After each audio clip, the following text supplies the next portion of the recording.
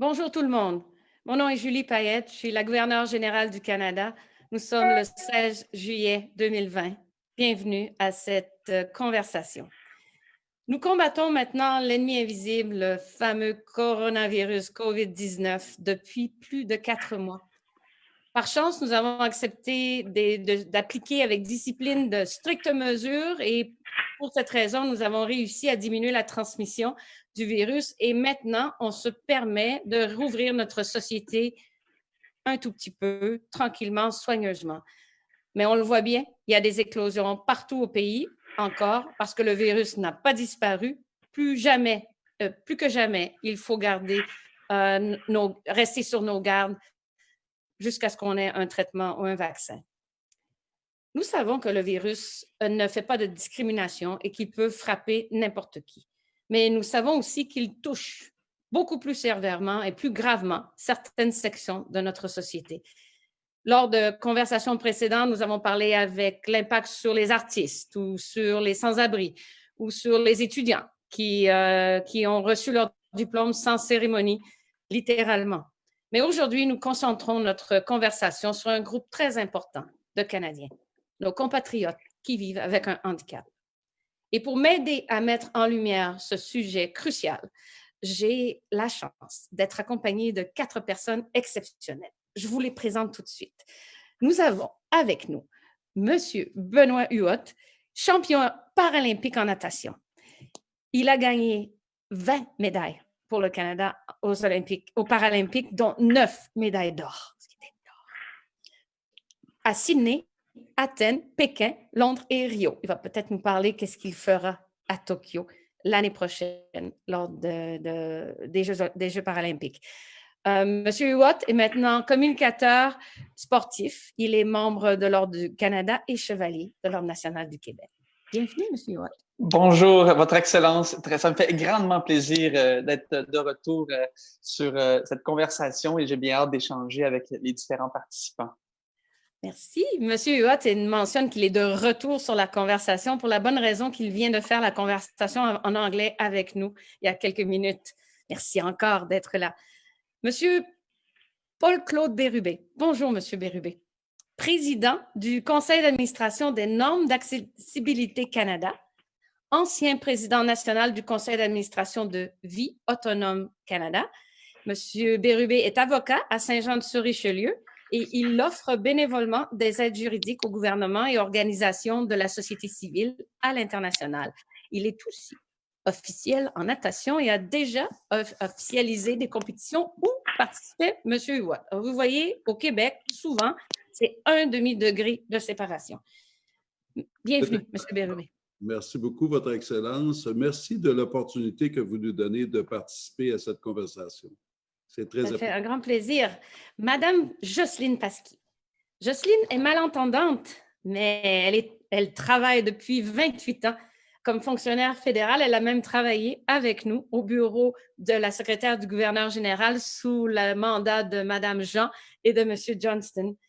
Elle fait de la compétition de danse sportive. Alors, vous voyez, on est en très bonne compagnie dans les divisions danse de salon et danse latine. Elle a même été championne du monde en 2013. Bienvenue, Madame Pasquier. Merci, Votre Excellence, de cette belle opportunité. Plaisir. Et avec nous aussi, Maryse Touchette, qui est notre interprète en langage des signes québécois. Merci d'être là avec nous, Madame Touchette. Et la dernière, mais non la moindre, Madame Ingrid Carré, qui est quadriplégique. Depuis l'âge de 5 ans, elle doit utiliser un fauteuil motorisé. Elle a fait des études en sciences humaines et en travail social à Montréal. Elle vit depuis plusieurs années de manière autonome dans son appartement avec des services à domicile. Elle va nous expliquer un peu comment fonctionne cet organisme qui s'appelle Pignon sur roue. Elle écrit, elle peint, elle chante et elle est ma cousine. Donc, on se connaît toujours. Bonjour, bienvenue Bonjour. Ingrid. Merci d'être là. Merci beaucoup pour l'invitation. Un grand plaisir. Ma première question est pour toi, Ingrid. Tu le sais peut-être, environ 1 Canadien sur 5, soit environ 6,2 millions de personnes âgées de 15 ans et plus, déclarent avoir un handicap qui les limite dans leurs activités quotidiennes. vous êtes en chaise roulante, avez besoin de services quotidiens, mais vous vivez de manière autonome. Et ça, c'est un exploit extraordinaire compte tenu, mais dans un temps de pandémie, c'est encore plus extraordinaire. Moi, j'ai énormément d'admiration pour toi, Ingrid, mais je te demanderais de nous expliquer qu'est-ce qui a été le plus difficile pour toi pendant le confinement? Ah, ben, c'est sûr que ça a été difficile, pas juste pour moi, mais pour le monde qui habite en appartement ou je demeure, 10 personnes handicapées. Fait qu'on était confinés pendant 14 jours à la fin mars, au début avril. Fait que 15 jours, on était complètement confinés, là. Et il fallait pas visiter d'autres logements. Il fallait rester carrément dans notre logement. Puis pour les soins, ben là, le personnel, il fallait qu'il s'habille avec toute la robe jaune, les gants, le masque, lavage de main en arrivant, lavage de main en partant. Et ça, c'est pendant 2 semaines, là, complètement. Là. Mais à ce moment-là, Ingrid, est-ce qu'il n'y a pas eu une crainte un peu que s'ils ne venaient pas, qu'est-ce que tu allais faire?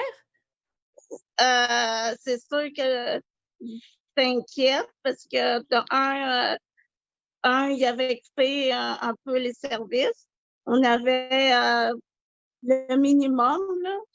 Fait que il fallait pas trop demander parce qu'il fallait qu'ils suivent la procédure, là. Fait que puis c'est du temps aussi parce que nous, chez nous, comment que ça fonctionne, c'est qu'on a des heures de service.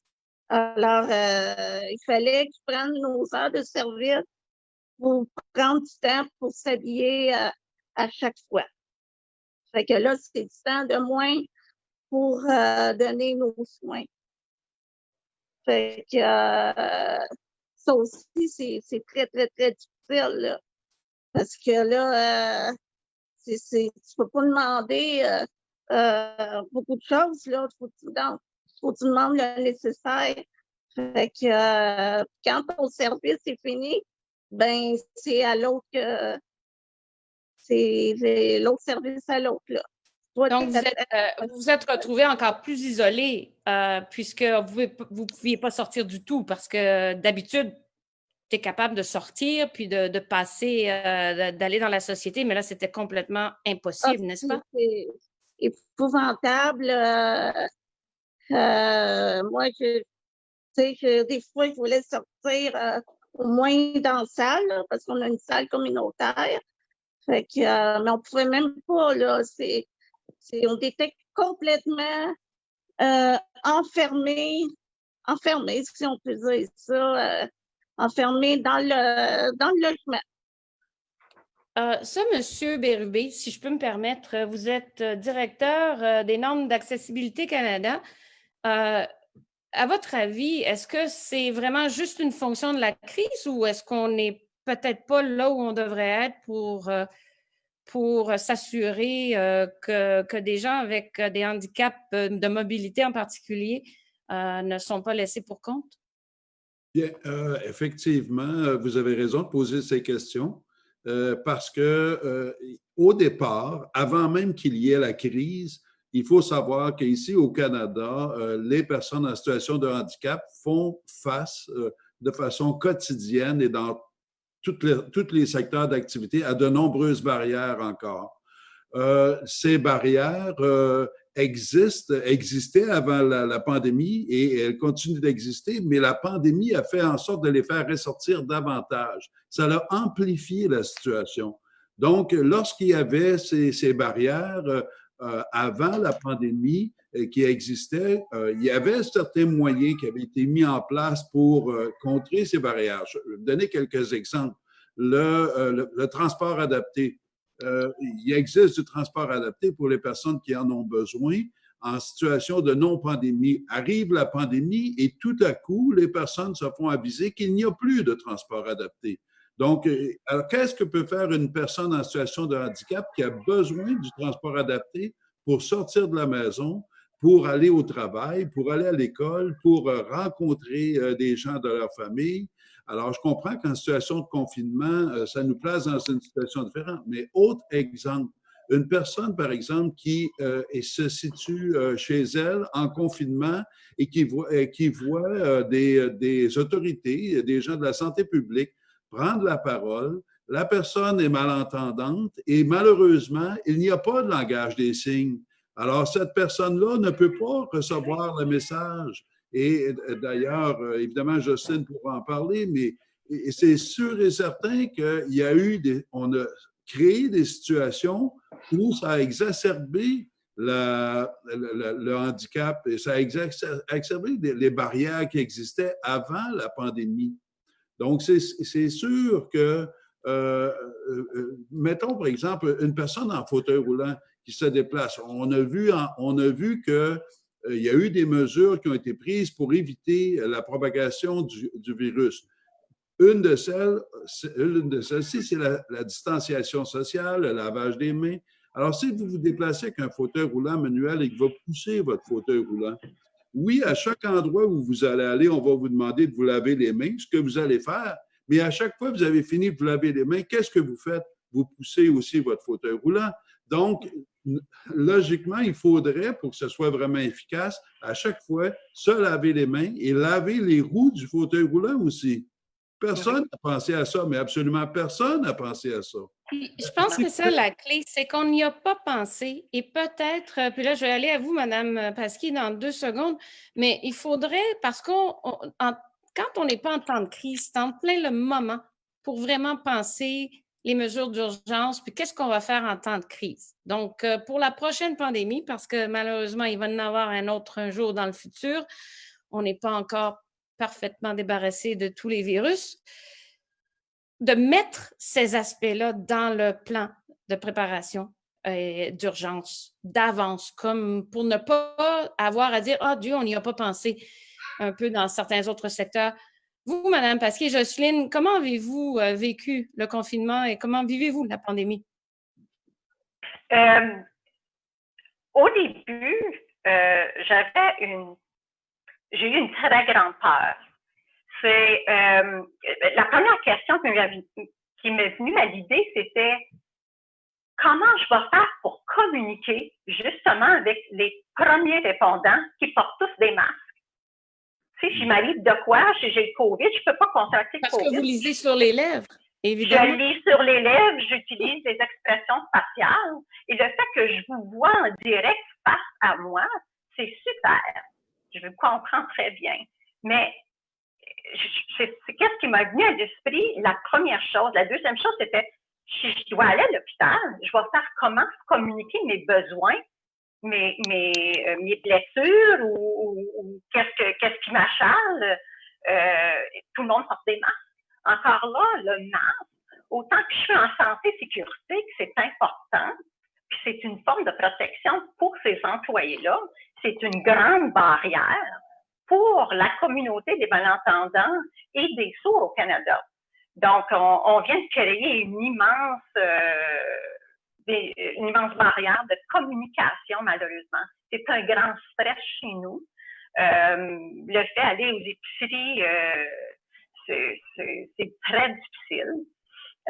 On développe malheureusement, heureusement, on peut développer des outils à force d'y aller, puis on dit, OK, comment je peux faire ça? Comment je peux m'adapter à cette situation? Donc c'est ça. Je vis un grand stress en ce moment face au masque. Et ça, c'est intéressant. Si je vais à vous, M. Huot, vous êtes un grand défenseur et vous avez souvent parlé pour la communauté des gens qui vivent avec des handicaps. Et là, on vient de mettre le doigt sur un aspect qui est peu connu, celui de l'anxiété, celui du stress que cause une crise sanitaire comme celle qu'on vit, encore plus fort chez les gens qui vivent avec des handicaps. Comment peut-on, ou est-ce que dans notre société, comment peut-on encourager et bien soutenir dans des cas pareils, à votre avis? Ben, c'est évident que les personnes, comme on l'a déjà dit, en situation de handicap, vivent une certaine forme d'isolation, malheureusement. Et là, quand COVID est arrivé en mars, ben, ça a empiré la chose fois deux.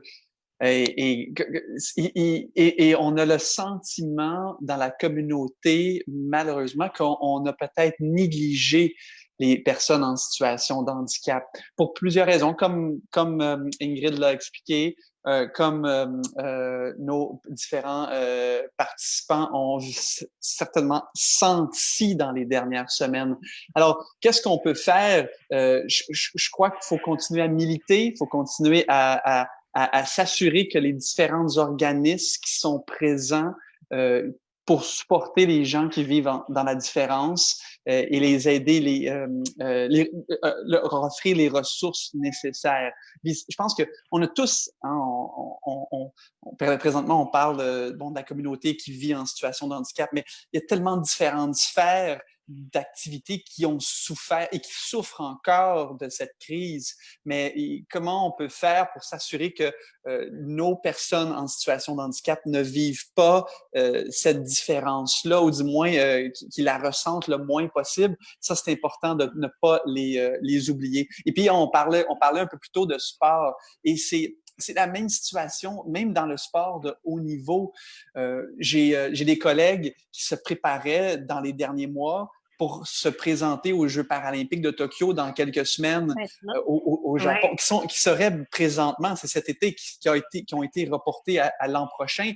Et ces athlètes, on l'explique hein, dans les sports paralympiques, il y a tout type d'handicap physique. Hein. Ça peut aller comme moi d'un pied beau à une quadraplégie. Ça peut être des handicaps légers comme des handicaps plus lourds. Ça peut être également des handicaps visuels, des handicaps intellectuels, des handicaps auditifs qui se présentent aux Jeux paralympiques. Mais quand on a un athlète qui, par exemple, il y a certains sports qui n'ont pas encore réintégré la routine habituelle parce qu'ils n'ont pas les moyens, ou ils veulent simplement protéger leur communauté parce que certains individus dans les gens qui sont en situation de handicap souffrent ou ont peut-être un système immunitaire moins fort. Alors, imaginez le dilemme dans lequel ces individus vivent. Ils ne peuvent même pas s'épanouir par le sport, par l'activité physique,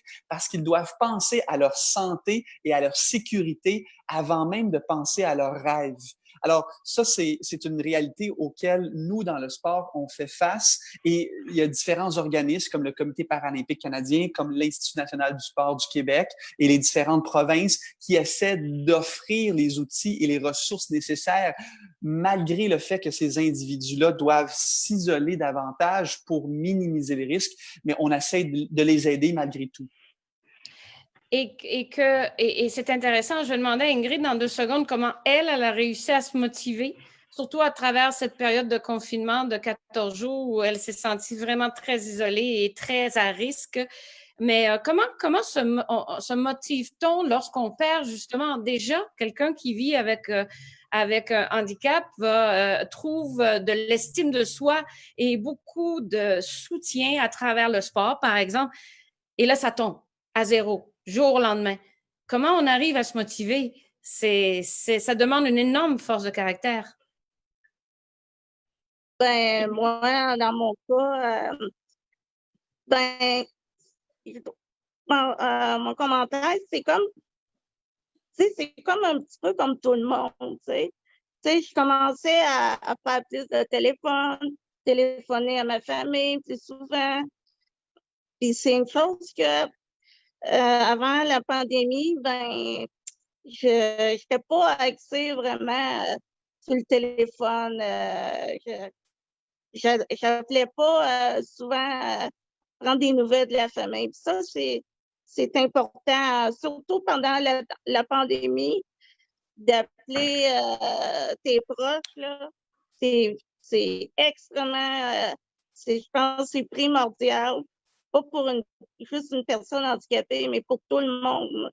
Pour tout le monde, on a besoin de prendre des nouvelles de nos proches, là, parce que les proches ils ont besoin de soutien, mais toi aussi, tu en as besoin. Puis avec le confinement strict, ben moi, ça m'a incité à appeler un petit peu plus souvent les membres de ma famille puis mes amis. Je pense, Ingrid, le mot-clé... Ah, pardon? Continue. Oui, c'est ça. C'est ça. Moi, ça m'a fait inciter de prendre plus les nouvelles de mes proches. Puis, Mais le mot-clé que tu as dit 2 fois, c'est « comme tout le monde ». Comme tout le monde, c'est ça. C'est un des concepts les plus importants, je pense. Ce sont des dossiers extrêmement importants de s'assurer le bien-être, l'accès, l'accessibilité, les soins, puis d'appuyer les choix que font les gens qui vivent avec des handicaps, mais surtout, c'est de les traiter comme tout le monde, mais même de voir aussi la richesse qu'ils apportent à notre société. Jocelyne, vous avez œuvré plusieurs décennies au gouvernement.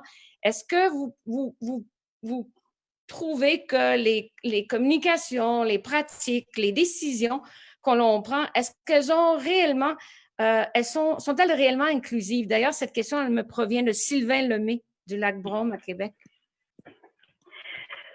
Je crois qu'on a fait beaucoup d'évolutions et d'améliorations au gouvernement fédéral. Il existe des politiques qui nous aident, qui aident les employeurs à mieux accommoder les gens qui ont des handicaps autant physiques et mentaux. Je peux parler de ma situation. J'ai toujours été bien accommodée dans tous mes emplois au gouvernement fédéral. Je crois que si je peux passer le message aux fonctionnaires, c'est que il y a une part de responsabilité chez la personne, c'est d'aller chercher l'information, d'aller chercher des justifications aussi, et même qu'est-ce qui pourrait mieux fonctionner dans le milieu de travail. Donc, je crois qu'on s'est beaucoup amélioré dans ce domaine. C'est certain qu'il y a encore du travail à faire. Mais je crois que j'ai rarement vu des personnes qui n'ont pas été accommodées effectivement et raisonnablement dans un milieu de travail. Ça, c'est mon expérience à moi.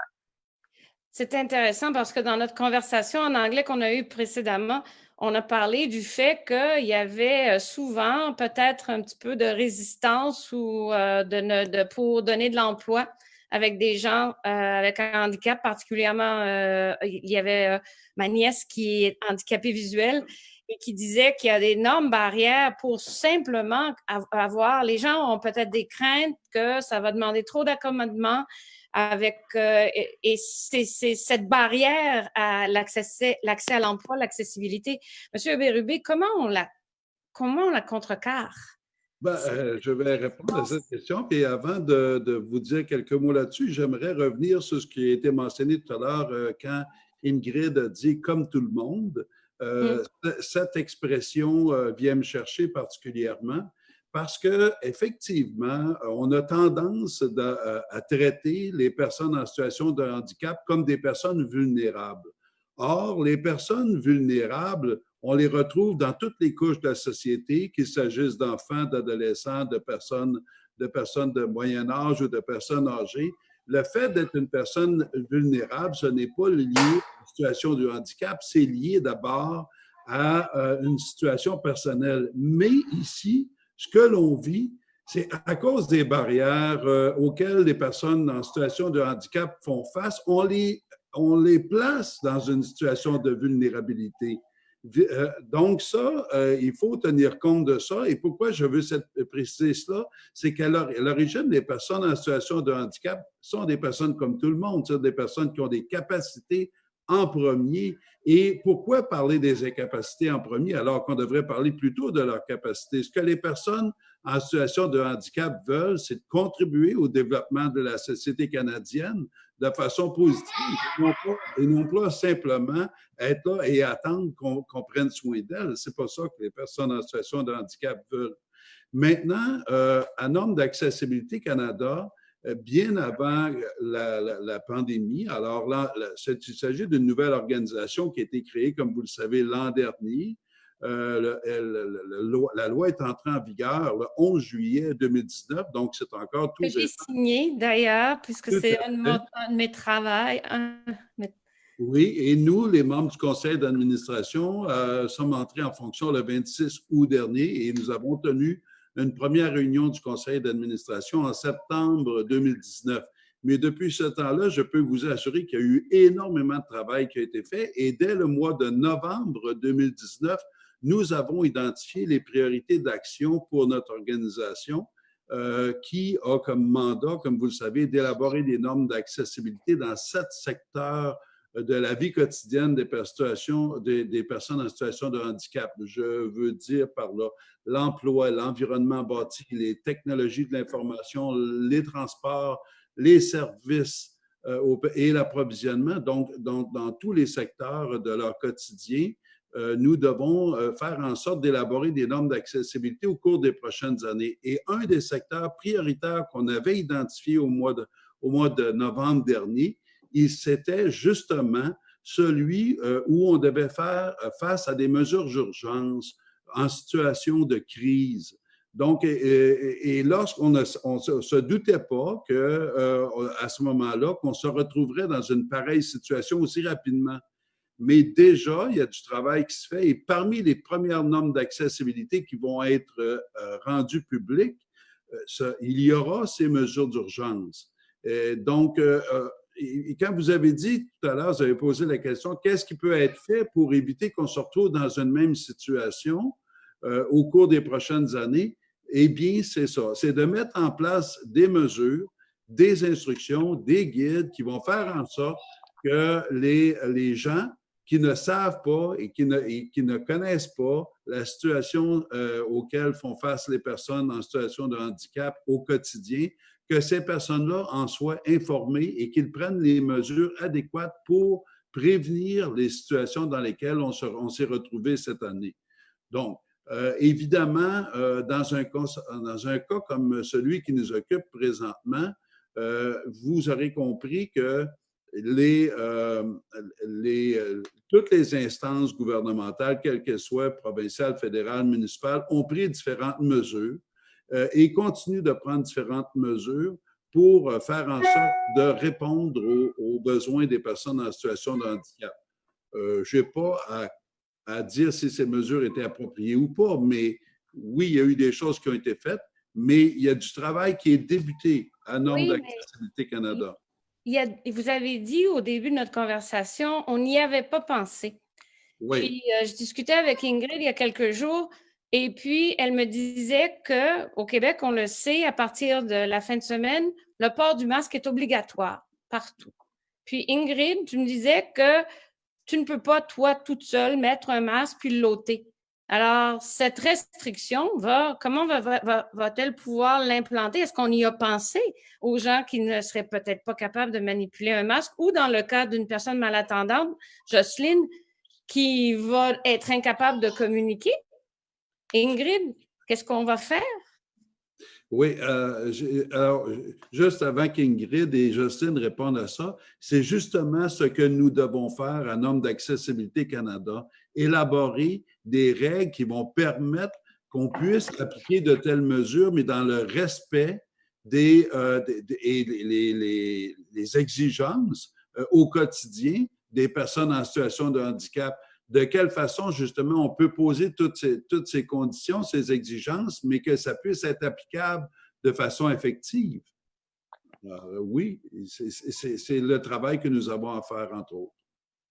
Ingrid, est-ce que vous pensez qu'on va vous faire une exception quand vous allez magasiner ou quand vous allez vous promener?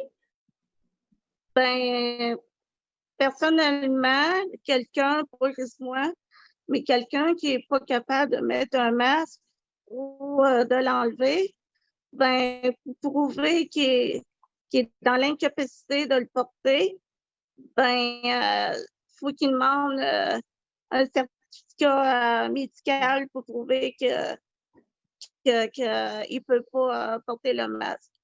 Parce que le docteur de santé publique, il disait que les personnes handicapées qui ne peuvent pas porter le masque ou l'enlever, il disait qu'on pouvait être exempté. Mais c'était un petit peu flou, là. Elle disait pas comment prouver que tu n'es pas capable de le mettre, là. Tu sais, c'est facile de me promener puis de dire ah ben je peux pas porter le masque, là. Mais c'est sûr qu'ils te laisseront pas passer comme ça, là. Et Fait je que pense que faut c'est très y aller immédiat. C'est très immédiat, ce besoin-là. Puis celui de Jocelyne Pasquier aussi, qui a besoin de regarder. Il va falloir que vous ayez, je ne sais pas, un petit tableau blanc pour communiquer par écrit, au pire. Mais ça donne des barrières, encore une fois, importantes. Je reviens sur le comme tout le monde. Et puis, oui, comme tout le monde, c'est essentiel que chacun de nous, on fasse notre part pour, et de prendre et d'embrasser ce combat pour inclure dans toutes les sphères de la société les gens avec des handicaps. Mais moi, je vous dirais qu'ils sont plus que comme tout le monde. Parce que je regarde ici autour de l'écran, Madame Pasquier qui est capable de lire sur les lèvres.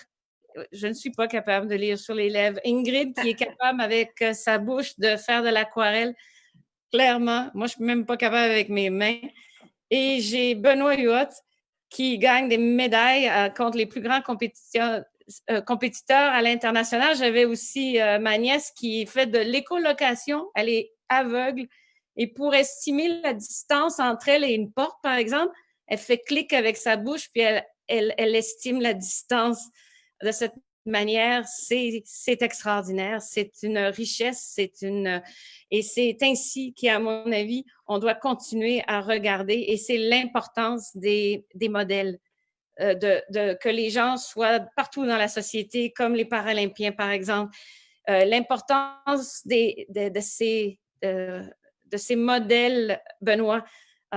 Vous êtes souvent en train de dire qu'on doit considérer qu'une médaille paralympique, une médaille d'or paralympique, c'est tout aussi extraordinaire qu'une médaille olympique et je suis tout à fait d'accord. Parlez-nous comment le sport, entre autres, peut rehausser cette estime de soi et nous faire réfléchir, nous, ceux qui ne vivent pas ces handicaps.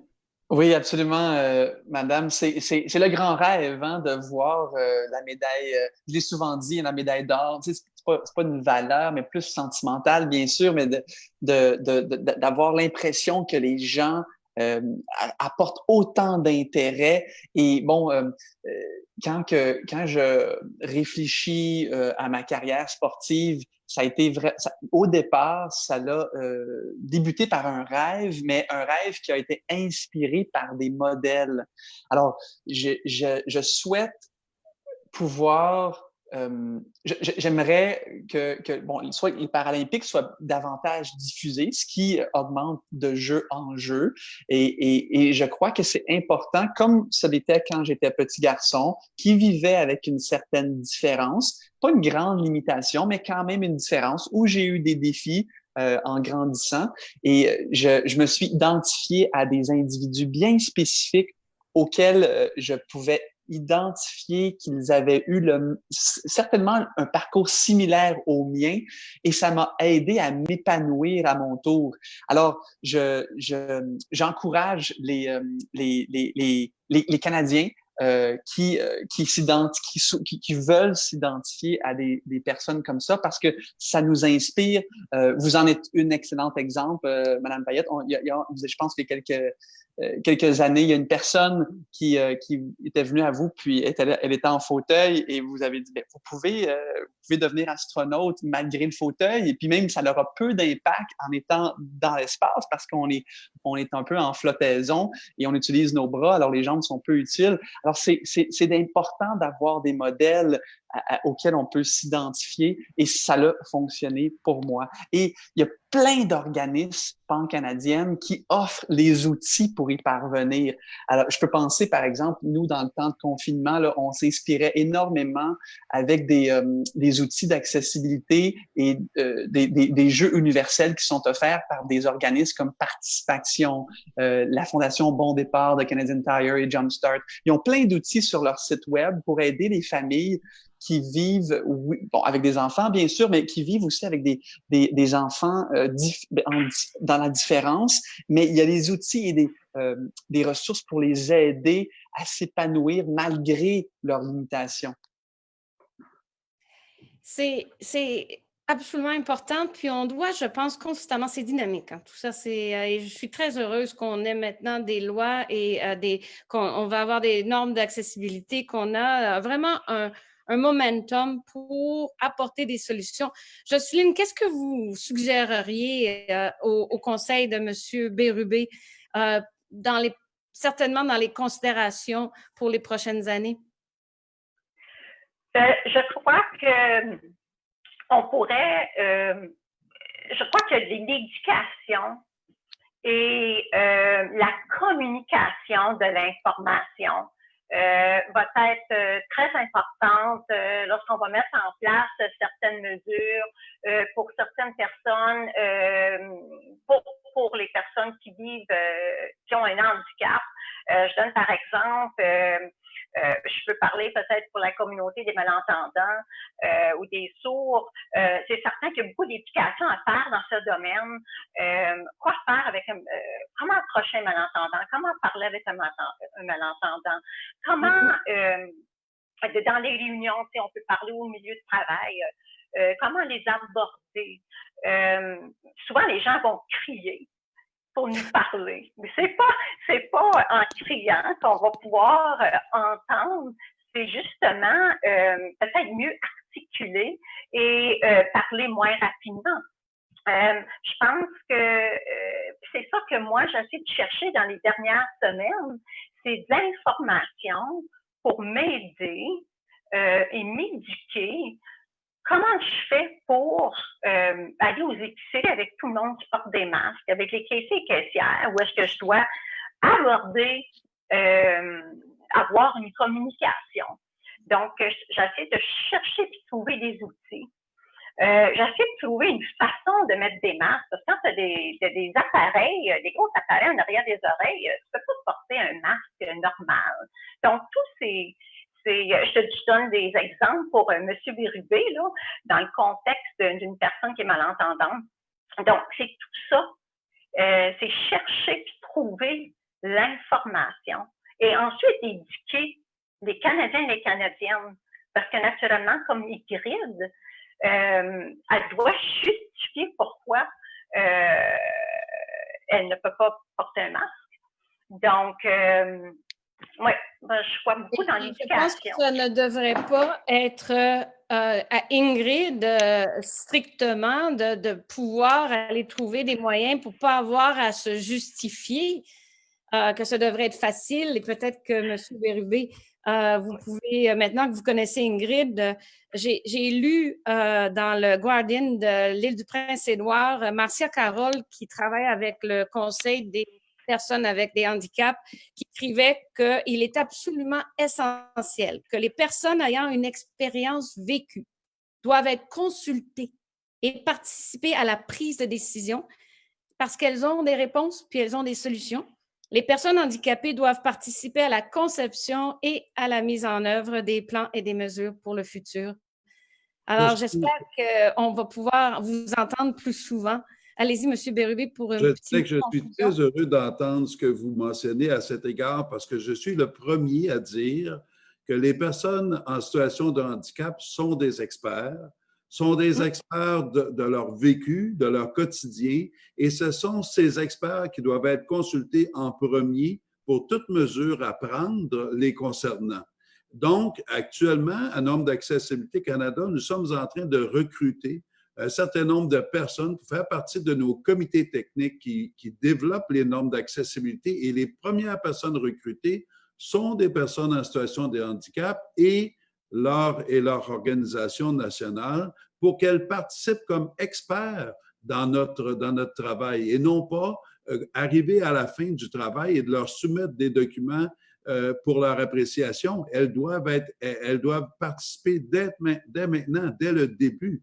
Donc, ce sont les premiers experts. Et si vous regardez la loi, de la façon dont elle a été rédigée, cette loi prévoit, si je ne me trompe pas, à 16 endroits différents dans la loi que les personnes en situation de handicap et la communauté doivent être consultées pour toutes nos actions, allant du début à la fin de nos actions, soit même pour l'établissement des priorités. Alors à ce moment-là, vous avez tout à fait raison de le mentionner et c'est exact. Trop souvent par le passé, d'autres personnes ont agi au nom des personnes en situation de handicap.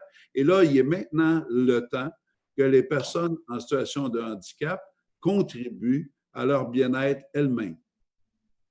J'espère, Ingrid, que vous êtes d'accord. Oui, puis c'est la meilleure personne, ben, c'est la personne handicapée elle-même. C'est elle qui vit au jour le jour avec son handicap. Donc, c'est la meilleure personne à qui peut exprimer ses besoins, ses obstacles, sa vie au quotidien. C'est les meilleures personnes à qui qu'on peut c'est la meilleure qui peut exprimer ses besoins. Puis je pense que c'est en faisant plus de sensibilisation, puis pour que le monde soit encore plus ouvert. C'est sûr que depuis une quarantaine d'années, nous avons fait beaucoup de chemin. Mais là, aujourd'hui, il reste encore beaucoup de chemin à faire, mais c'est en faisant plus de sensibilisation qu'on va réussir à développer plus d'accessibilité. Et c'est très important, mesdames, messieurs, c'est déjà la fin de cette conversation. Je vous remercie infiniment d'avoir participé puis d'avoir apporté votre expertise. Je suis convaincue qu'avec l'innovation, la créativité que les personnes qui vivent et qui doivent composer avec un handicap démontrent tous les jours, on va faire avancer les choses et aussi avec la contribution de chacun de nous en société. Ce n'est pas le problème d'un groupe, c'est quelque chose qu'on veut solutionner, nous tous en société. Et la sensibilisation, entre autres, que font nos athlètes en nous représentant et aussi en parlant et en étant présents partout dans toutes les sphères de la société, c'est ce qui fait la différence. Encore une fois, je vous remercie infiniment de cet apport, de ces pensées et aussi de ces pistes de solutions. Vous nous faites réfléchir et vous êtes extrêmement inspirants. Merci à tous. Au revoir. Merci. Merci. Bon été à tous. Merci beaucoup. Merci.